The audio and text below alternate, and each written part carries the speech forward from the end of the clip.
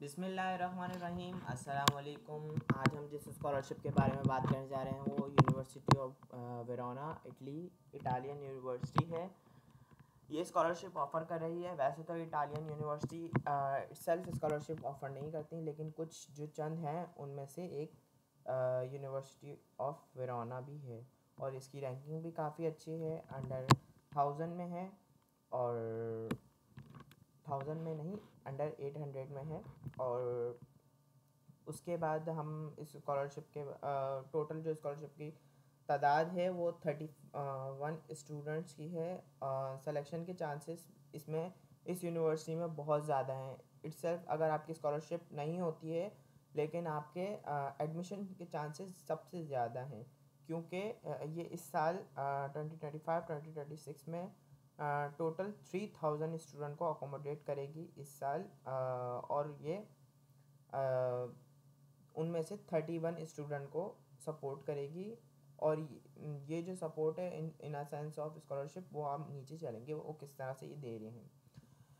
अच्छा, total number of application जो accept करेंगे ये वो 3000 हैं। और 3000 में जो इनके पास इंटरनेशनल प्रोग्राम है वो हम देखें तो आर्टिफिशियल इंटेलिजेंस है, कंप्यूटर इंजीनियरिंग है, डेटा साइंस है, इकोनॉमिक्स एंड डेटा एनालिसिस है, इंटरनेशनल इकोनॉमिक्स एंड बिजनेस है। उसके बाद आ जाता है लैंग्वेज है, मैथमेटिक्स है और बायो इन्फॉर्मेटिक्स है। उसके बाद बायोटेक्नोलॉजी है।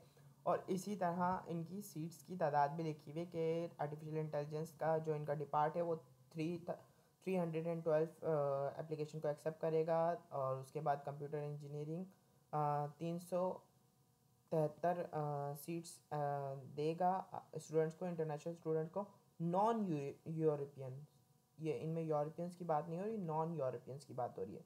डेटा साइंस में 588 स्टूडेंट्स को अकोमोडेट करेगा। उसके बाद इकोनॉमिक्स एंड डेटा एनालिसिस में 177 को अकोमोडेट किया जाएगा। उसके बाद इंटरनेशनल बिजनेस इकोनॉमिक्स में जो सबसे ज़्यादा लग रहा है इसमें ही सीट्स हैं 578,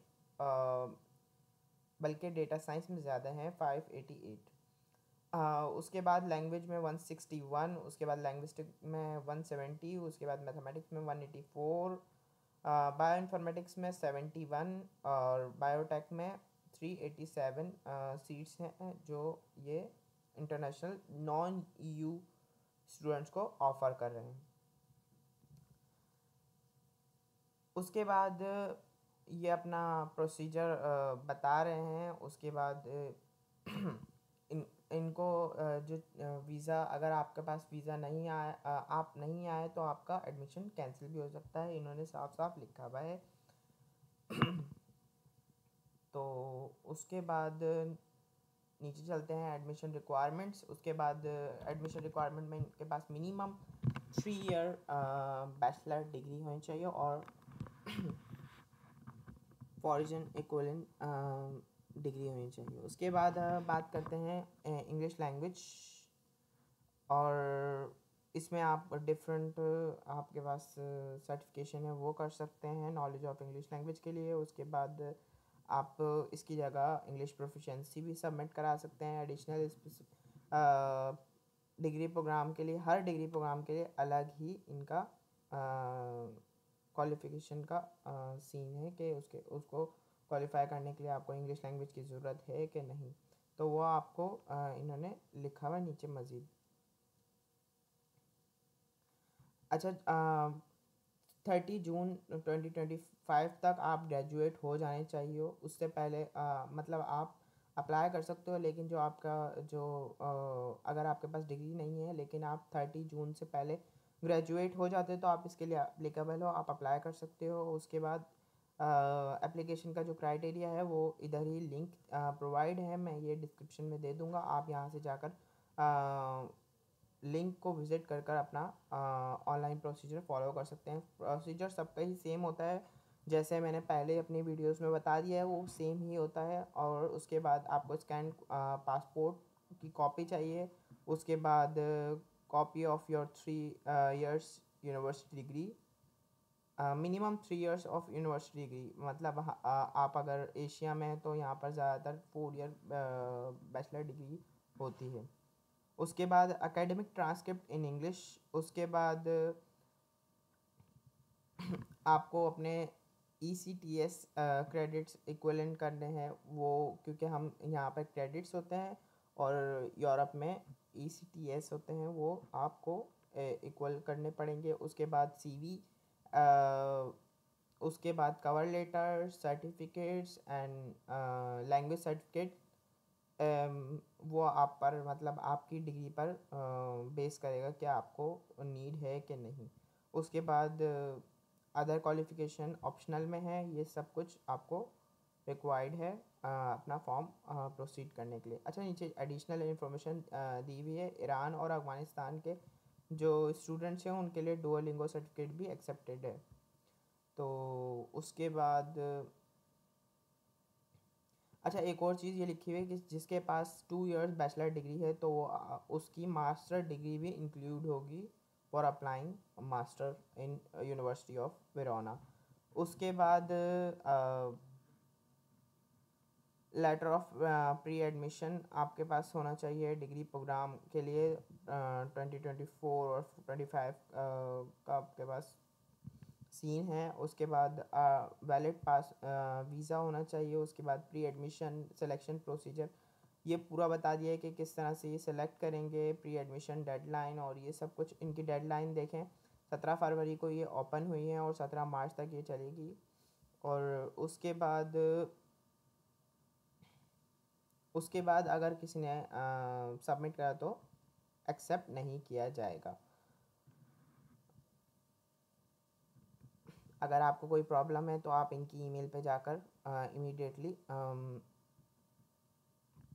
प्रॉब्लम का टेक्निकल जो प्रॉब्लम आ रही है उसका सॉल्यूशन ये करने के लिए पीछे इनकी टीम हैगी।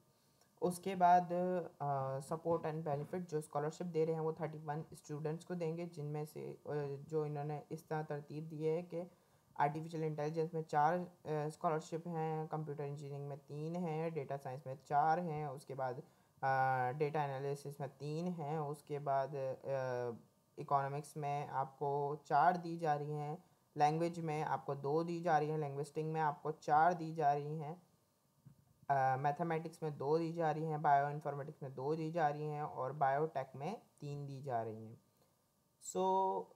उसके बाद अच्छा, इसमें क्या क्या इंक्लूड है वो देख लें। Student support and benefit that have duration of 12 month, मतलब 1 साल की दी जाएगी, बाद में ये एक्सटेंड हो जाएगी।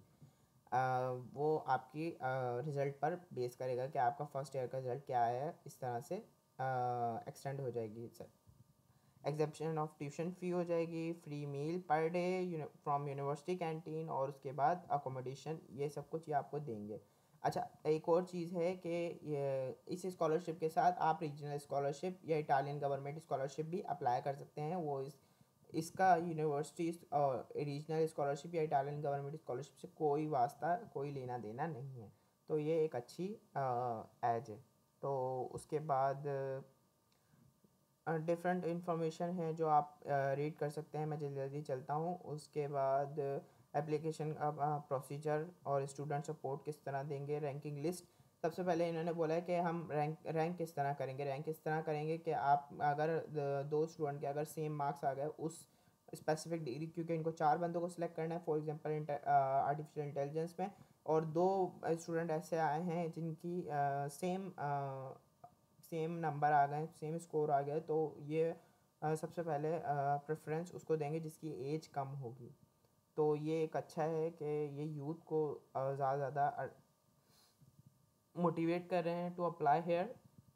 उसके बाद ये 31 मई को आपकी सिलेक्शन लिस्ट लग जाएगी और उधर इमिडिएटली आपको कंफर्मेशन देनी पड़ेगी विद इन 7 डेज़, और अगर आपने नहीं दी तो आप ऑटोमेटिकली कॉल आउट हो, मतलब आपको एक्सपेल्ड कर दिया जाएगा, निकाल दिया जाएगा उस लिस्ट से। उसके बाद आपको कंफर्म प्रोसीजर जो कंफर्म है वो 30 सितंबर तक करना है। उसके बाद 30 नवंबर को ये बिल्कुल